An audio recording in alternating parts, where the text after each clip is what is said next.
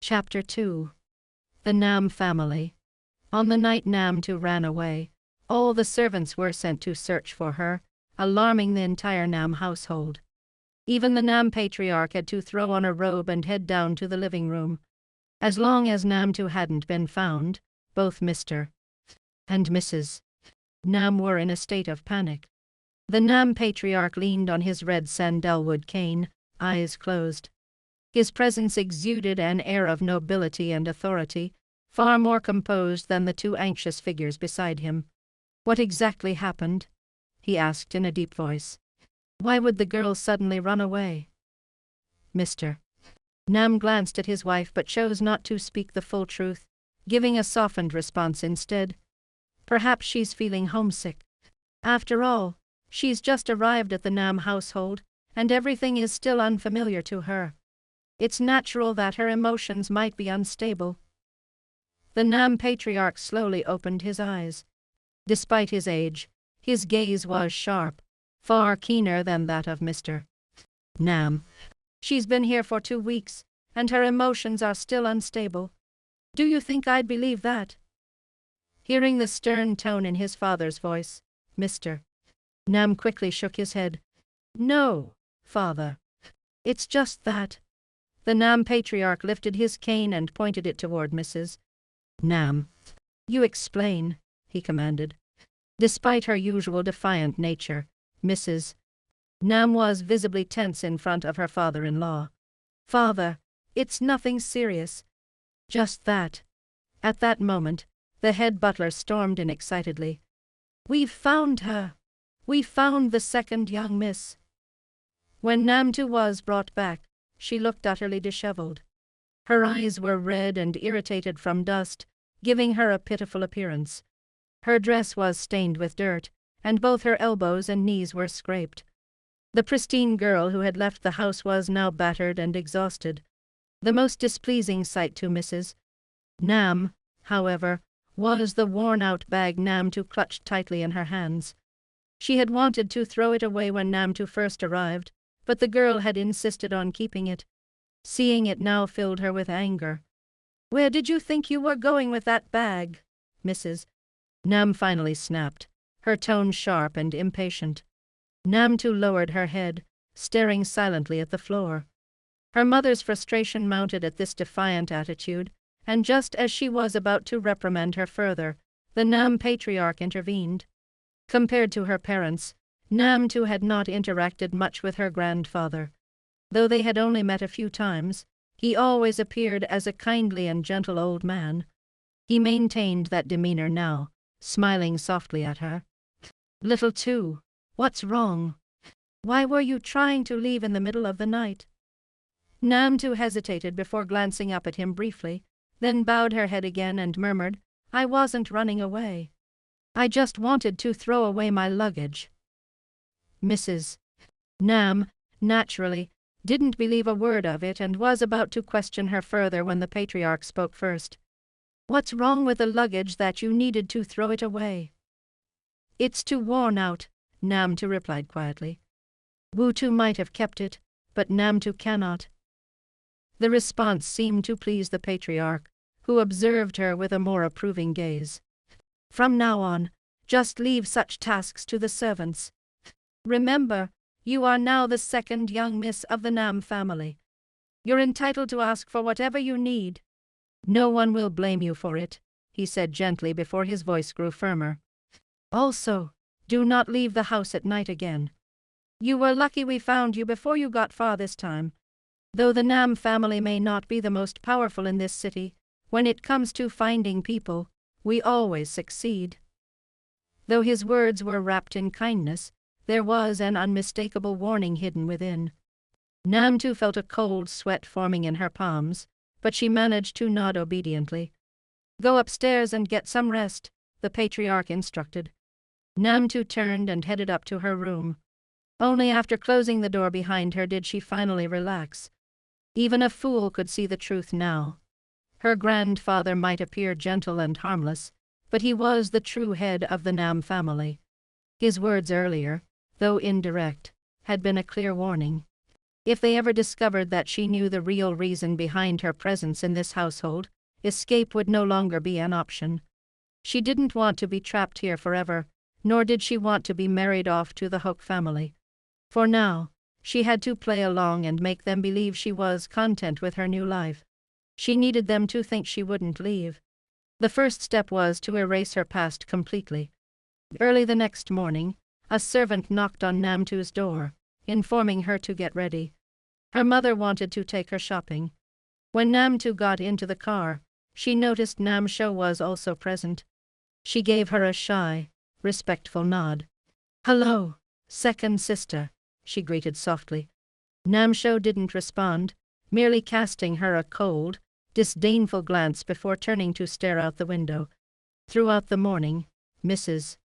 Nam chatted exclusively with Namsho, treating Namtu as though she didn't exist. In the stores, Namsho picked out clothes first, while Namtu was given a few outfits as an afterthought. By midday, Namtu was exhausted, her legs aching and her face showing signs of weariness. Noticing this, Namsho finally spoke to her for the first time. "Tired?" Namtu nodded hesitantly, embarrassment on her face. Namsho pulled a hotel key card from her bag and handed it to her. "This is the key to a presidential suite across the street. It's my room. You can go take a nap there while we finish shopping," she said casually. Before Namtu could refuse, Namsho had already instructed the driver to take her there. Namtu had no choice but to go along, though her instincts told her something was off. Could this really be kindness? Namtu didn't know what to make of it. Initially, she had hoped to find an opportunity to separate from them, but Namsho was clearly not giving her that chance. Now that Namsho had spoken, how could she dare refuse? There was a time when Namtu had believed Namsho was her real sister. But now that she understood the truth about her background, she knew better. It was a miracle that Namsho hadn't torn her apart yet, offering her a room to rest in. It was likely a trap. Perhaps she was being led into a lion's den. Still, there was no way out. The driver was already waiting for her at the hotel entrance. Taking a deep breath, Namtu reluctantly followed the driver inside. "Mrs." Nam watched Namtu's retreating figure and frowned. Show, are you seriously treating her like a sister? You even gave her your hotel room. Are you out of your mind?" Namsho chuckled softly, gently running her fingers over her freshly manicured nails. "Mother, you underestimate me. Do you think I would really be that kind to her? You remember how much pain her mother caused you, don't you?"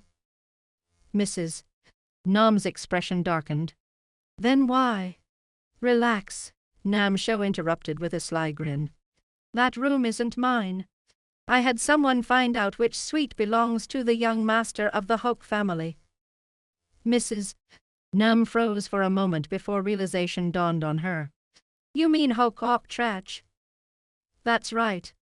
According to the staff, someone recently cleaned that suite and found traces of blood and broken teeth on the floor. And who else but Hoke Trach would do something like that?" Hoke Trach, the name carried a chilling weight. He was the only grandson of the powerful Hoke family and Namtu's arranged fiancée. Rumors surrounded him like a dark cloud. Some said he had been sickly from birth and rarely left the house, with a pale, ghost-like complexion. Others claimed his isolation had turned him violent, deriving pleasure from watching others suffer. It was even whispered that he became unnervingly excited at the sight of blood. Though Namsho didn't believe all the rumors, she was certain of one thing. Hoke Trach was not a kind man. And now, it was time for Namtu to find out just how true the stories were.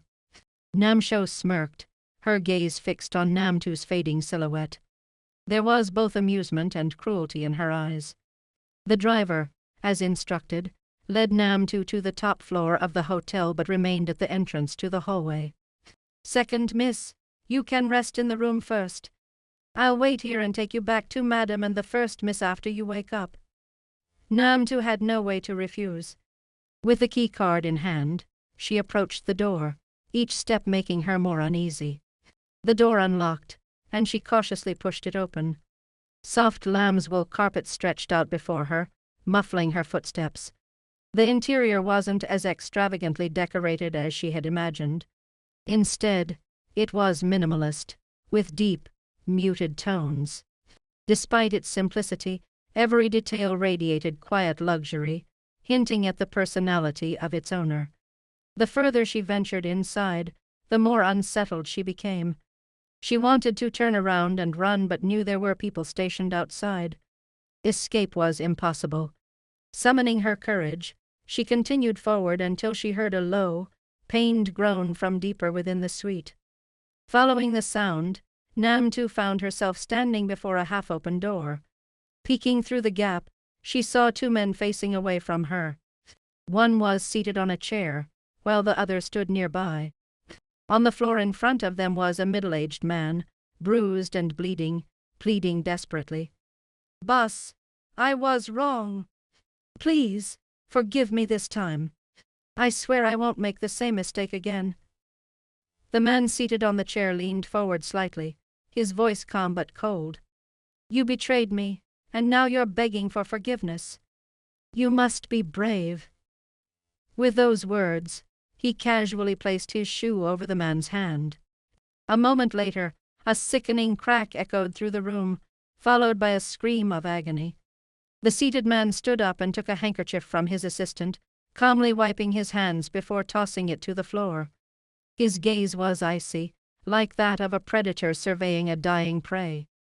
"Go back and tell your boss this. If he wants to keep living peacefully in the Hulk family's territory, he'd better stop provoking me."